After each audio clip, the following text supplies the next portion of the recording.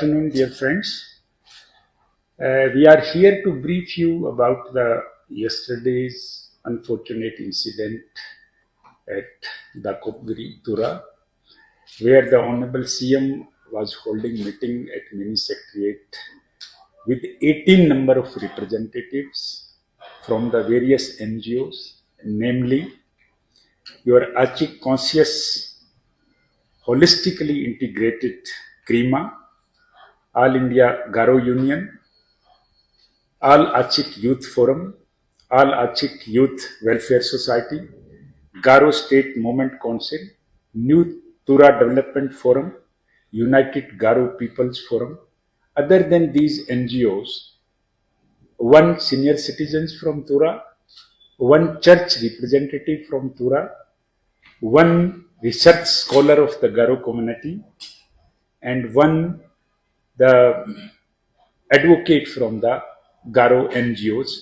So total 18 number of persons, they were holding meeting with the Honorable Chief Minister at Mini Secretariat office in Tura.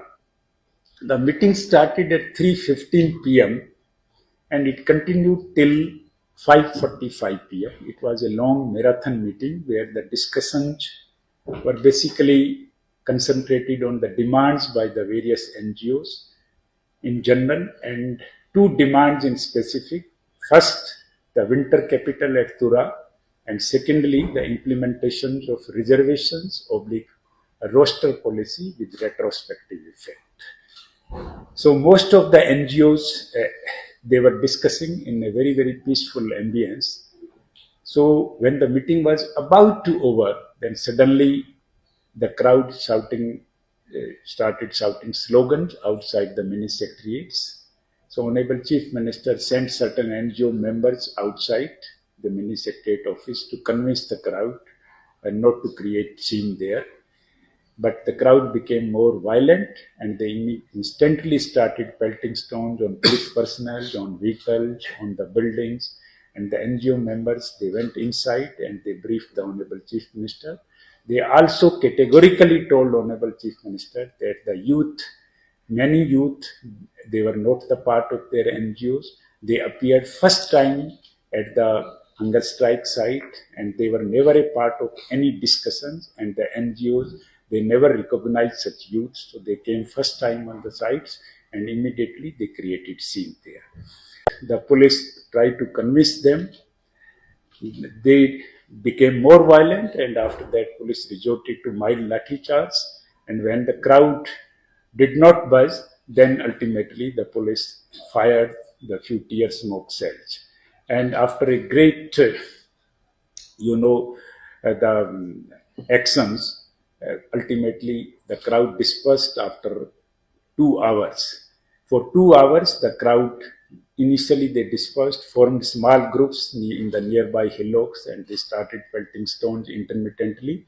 Because of that, it continued for almost 2 hours. So in the whole actions, we have during the post-incident investigation stage, the Tura police, they found that it was the pre-planned conspiracy to attack Honorable Chief Minister and to damage him physically. Why they are saying like this? Because they gathered clinching evidence that money was distributed on 23rd July to some of the youths to create the scene violence there on the sites. Secondly, on the 23rd July, the many bottles of liquors were distributed to the youth, and the many youth, they came with the plastic jerrycans full of the kerosene along with matchboxes and the lighters, and the many stones were lying there, and the tent were pitched, so that is why the bamboos were also available. And on the spots, they started giving inciting speeches where the Honorable Chief Minister was abused and threatened. And they provoked the crowd to cause physical damage to Honorable Chief Ministers, and even they insisted that we can go for the extreme step like murder, etc. So these kinds of the actions of the violent youth indicated that it was a pre-planned conspiracy to cause physical damage to Honorable Chief Ministers.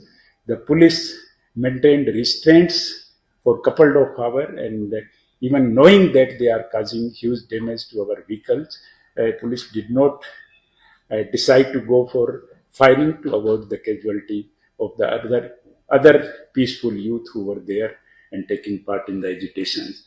You know the total